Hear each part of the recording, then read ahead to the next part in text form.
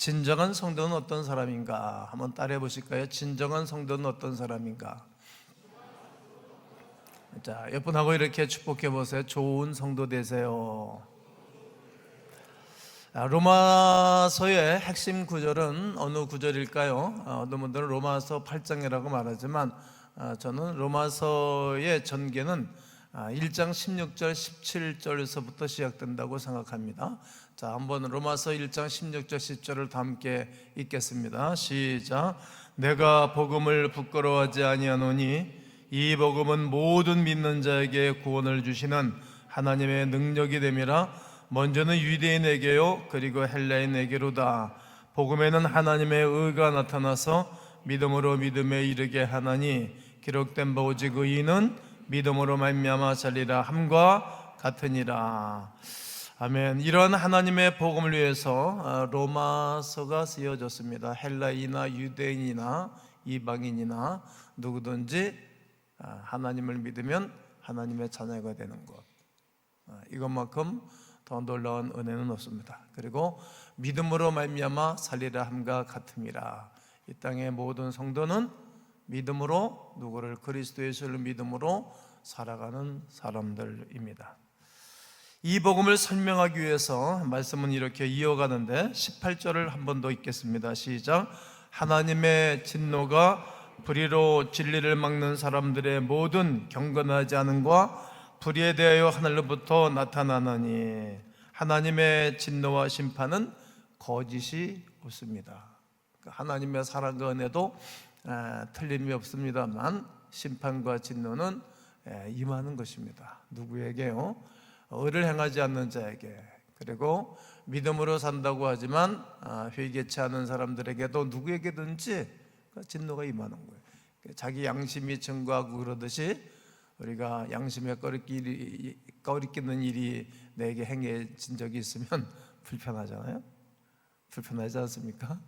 가까이 있는 사람하고도 의견 다툼으로 서로 마음이 상하면 불편하잖아요. 모든 사람들에게 진노와 심판은 임한다는 거죠. 불의로 진리를 막는 모든 사람들에게는 반드시 이 심판이 나타나는 것입니다. 오늘 본문은 어떤 사람이 이러한 심판을 받는다고 말할까요? 바로 종교인들입니다. 어떤 사람들이라고요? 종교인들에게 하나님의 진노가 임한다라고 말합니다. 특별히 직업인 사람들, 이들은 특별한 생각을 하고 삽니다. 나는 특별히 구원을 받았고 선택받았다라고 생각하는 거예요. 특별이라는 단어를 쓰기를 좋아하는 거예요. 난 너가 다르다는 거죠. 이것은 하나님을 독점했다고 여기는 것입니다. 신앙을 독점했다는 자부심이 있습니다. 이런 종교적인 사람들 때문에 사람들이 하나님께 접근하지 못하는 것입니다. 그 이유는 두 가지인데, 하나님을 믿으려면 저렇게 살아야 되는가 보다, 하나님을 잘 믿는 것은 저런 건가 보다, 생각이 들어서 겁이 나는 것입니다. 종교적인 열심과 율법의 완벽주의를 추구하기 때문입니다. 두 번째 이유는 별것 없다, 하나님을 믿는다고 하면서도 별것 아니네, 저렇게 해도 자세히 보면 아무것도 아니다라는 것입니다. 그래서 설명을 하는 것입니다. 17절과 18절에 유대인이라 불리는 네가 율법을 의지하며 하나님을 자랑한다. 비율법의 교훈을 받아 하나님의 뜻을 알고 지극히 선한 것을 분간하며. 사도 바울은 유대인이면서 동시에 유대주의에 빠졌던 철두철미한 유대주의자입니다. 가말리엘 문화에서 공부했던 사람에게 율법에 있어 전혀 그냥 전문가입니다. 전문가 또 수준입니다. 또 그 속에서 늘 살아봤습니다. 그런 바울이 말합니다. 유대인이라 불리는 네가. 지금 이제 바울은 회심하고 난 다음이었기 때문에, 야, 나도 그랬다. 유대인이라고 말하는 네가 어찌 그럴 수 있니? 이렇게 말하는 겁니다. 오늘 우리들로 버전으로 바꿔 말한다면, 성도라는 사람이, 믿음이 있다고 하는 사람이 이런 얘기를 하는 말입니다. 그러면 유대인은 어떤 사람입니까? 지극히 종교적인 사람들입니다. 종교적인 사람, 하나님으로부터 이방인과 달리 특별히 선택받은 사람들이라고 스스로 자처했던 사람들입니다. 민수기 6장 2절에 보면 이스라엘 자손에게 전하여 그들에게 이르라, 남자나 여자가 특별한 서원, 나실림의 서원을 하고 자기 몸을 구별해 여호와께 드리려고 하면, 이런 말이 있고요. 시편 135편 4절에 보면 여호와께서 자기를 위하여 야곱 곧 이스라엘을 자기의 특별한 소유로 삼으셨습니다. 특별한 소유. 그러니까 나는 특별하다는 거예요. 유대인은 이렇게 자기들만의 아방궁같이 생각하고 살았습니다. 말라기 3장 17절에서도 만군의 여호와가 이르노라, 나는 내가 정한 날에 그들 나의 특별한 소유로 삼을 것이요. 이러한 종교 전문가는 악인가 선인가 하는 것을 생각하지 않습니다. 이것은 잘못된 거야, 이것은 괜찮은 거야, 이런 것을 생각하지 않는 거예요. 이렇게 하면 안 되지, 이렇게 하면 되지, 이런 생각을 하지 않는 거예요. 아주 역설적입니다. 중요한 것은 자신이 선택받았다는 사실 하나, 하나님으로부터 선택받았다는 사실이고, 한 가지로 자기는 선과 악을 구별하지 않고 무조건 살아가는 거예요. 선택받은 자신은 의로우며 선택받지 못한 사람들은 주인이라는 것이죠.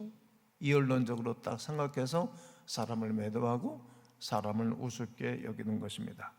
따라서 유대인은 아무리 나쁜 죄를 저질러도 구원받은 하나님의 백성이 될 수 있다고 생각하는 것입니다. 아주 큰 잘못된 생각을 가지고 있는 것입니다.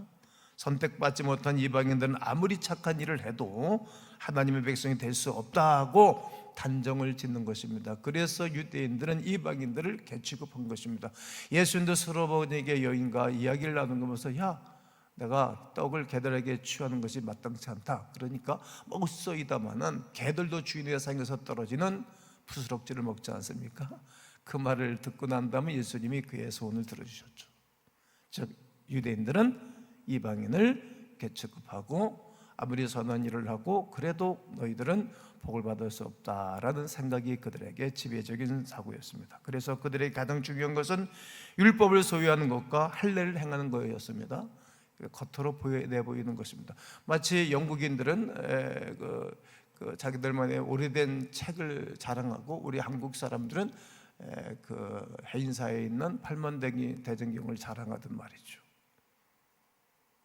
율법서를 가지고 있는 것을 그건 자랑으로 여기는 것입니다. 바로 그들이 표면적 유대인입니다. 바로 종교인입니다. 하나님보다도 율법과 어떠한 형식과 조직에 익숙합니다. 이러한 종교적인 사람의 몇 가지 특징이 있습니다. 그 중에 하나가 하나님을 자랑하는 자입니다. 어떤 자라고요? 하나님을 자랑하는 자. 여러분, 하나님을 자랑할 대상은 아니라고 생각해요. 하나님을 경배의 대상이고 하나님을 의지할 대상이고 하나님의 뜻을 추구하는 대상이어야 되지, 하나님을 자랑하는 자로 남아서는 안 될 것입니다. 오늘 17절에서 바울이 유대인이라 불리는 네가 율법을 의지하며 하나님을 뭐 한다고요? 자랑하는 거예요. 율법을 의지하고 하나님을 자랑하는 삶을 살았습니다. 이들은 율법을 중요하게 생각하고 하나님을 자랑합니다. 율법을 그냥 달달달 외우는 것입니다. 율법의 뜻이라면 아주 예민합니다. 바로 유대인들입니다. 그들은 율법을 지키려고 했고 율법을 소유하려고 했습니다. 그것을 구원이라고 생각한 것입니다. 그런 자들이 구원을 받으며 그런 자들이 복을 받고 하나님의 특별한 은혜와 복을 누리고 살아가는 사람들이라고 여겼던 것입니다. 그래서 늘 인생과 삶이 피곤했습니다. 행복하지 않았습니다. 그런데 과연 그들이 정말 하나님을 사랑하였을까요? 하나님을 자랑했다는 말은 두 가지 뜻이 있는데, 정말 하나님을 자랑하는 경우 아니면 하나님을 이용하는 경우입니다. 정말 하나님을 자랑하는 경우가 있고 하나님을 이용하는 거예요. 많은 분들이 하나님을 이용하려고 그러죠. 교회를 이용하려고 그러죠. 하나님은 그동안에 엄청나게 많이 쏘으셔가지고 더 많이 쏘지 않으시겠다고 말씀하시죠.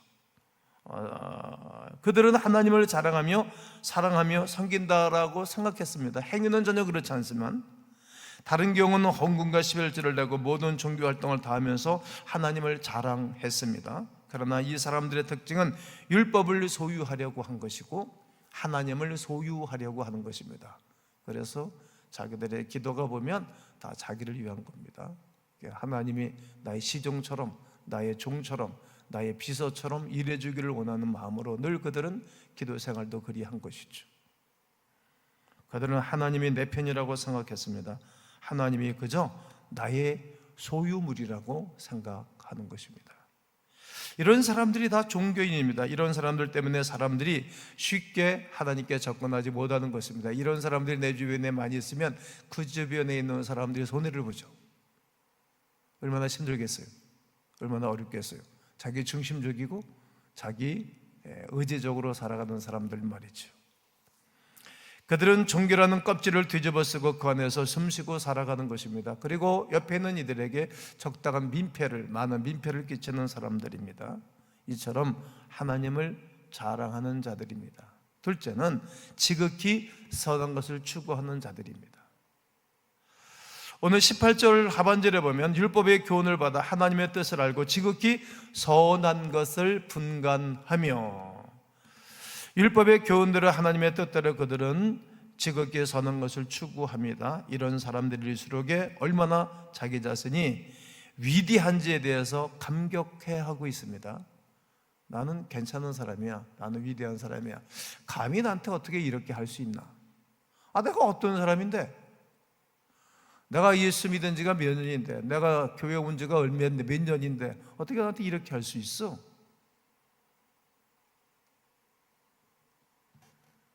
여러분, 11절을 제일 먼저 하면 제일 빨리 놀래고 그런 사람이 누군지 아십니까? 자기 자신이거든요.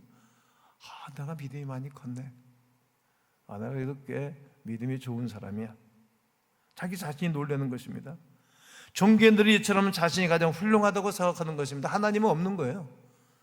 하나님을 자랑하는 것입니다. 하나님을 소유하고 있는 것이지 믿음이 아니라는 거죠.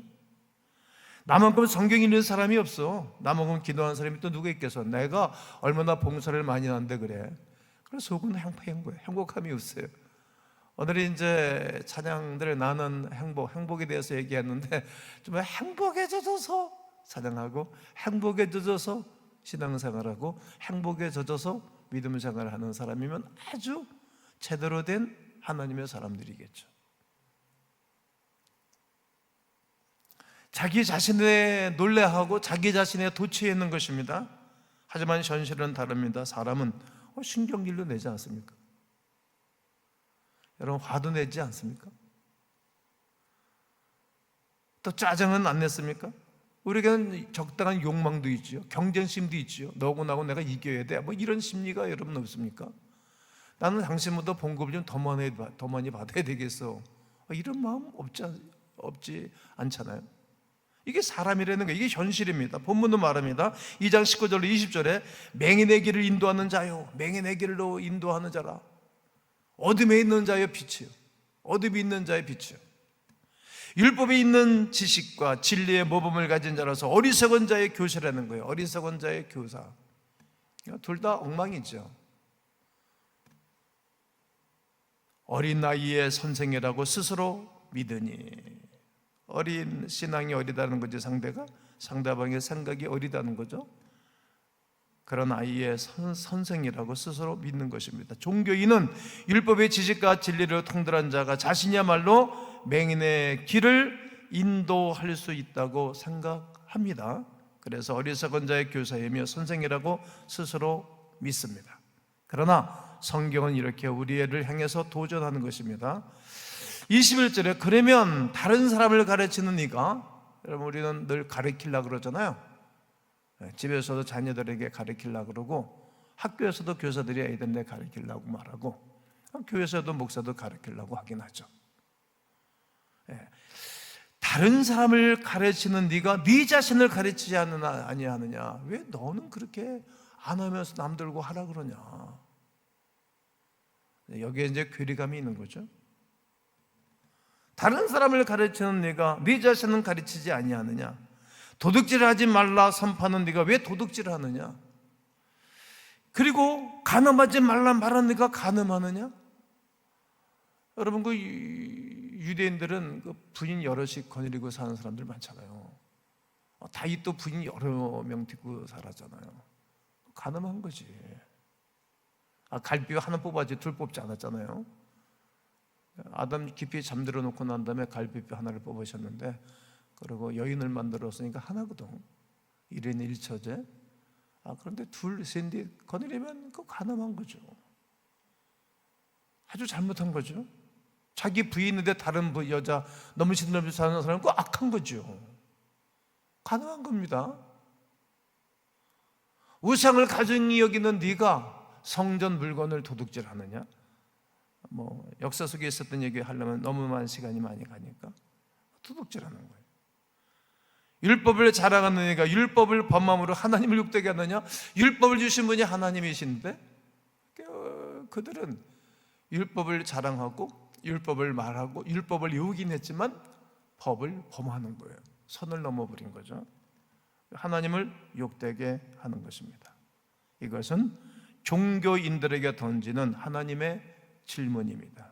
질문 5가지 문제이지 않습니까? 도둑질, 가르치는 문제, 간음에 대한 문제, 우상숭배, 율법을 자랑하는 자의 문제에 대해서 이제 바울이 던지는 거예요. 왜냐하면 이제 바울은 자기가 그렇게 살았거든. 이게 세상에서 좀 이렇게 거칠고 온전치 않은 사람들이 예수를 믿게 되어지면 더 잘 사는 이유는 잘못된 걸 아니까. 잘못했구나. 거기서 빠져나오는 거지. 빠져나와서 인간의 허구겠구나. 잘못된 길을 깨달았기 때문에 은혜가 크기 때문에 더 충성하고 더 열심을 내서 사는 것입니다.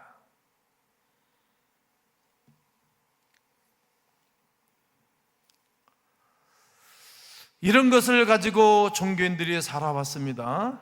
이렇게 하면 하나님이 자신을 봐준다라고 생각을 했기 때문입니다. 하나님을 자랑하고 율법을 소유하고 있고 율법을 가지고 있기 때문에 하나님이 내 인생을 봐줄 거다, 내 미래도 봐줄 거다 착각이죠. 하나님은 봐주시는 분이 아니라는 거죠. 봐주시는 분은 오직 한 분, 예수 그리스도만 우리의 허물과 죄와 문제를 봐주십니다. 예수님은 율법의 요구를 100% 이루어드렸기 때문에 그의 공로로 우리가 살아가고, 주님이 봐주고 주님이 지켜주고 주님이 막아주지 않으면 이 인생은 행복하지 않은 것입니다. 종교적인 특권을 가진 자의 일반적인 문제점은 스스로 착하고 선하다고 생각하는 것입니다. 스스로 내가 종교인이 돼 있고 직분자가 돼 있게 되어지면 나는 이렇게 살아도 상관이 없어. 나는 윤리와 규례와 따를 필요도 없어. 내 의로 살아. 나는 이렇게 생각하고 내 마음대로 살 거야. 그리고 따라주려는 거죠. 그것이 종교인의 습성입니다. 그러나 도둑질하지 말라고 가르치자마자 도둑질하고요, 간음하지 말라고 말하고 있지만 간음하는 것입니다. 우상 숭배는 더러운 것이라고 말하지만 그 물건에 눈독을 들입니다. 율법을 자랑하지만 율법을 범하며 하나님의 영광을 가리는 사람들입니다. 그러므로 사랑하는 성도 여러분, 종교적으로 교회 오시면 안 됩니다.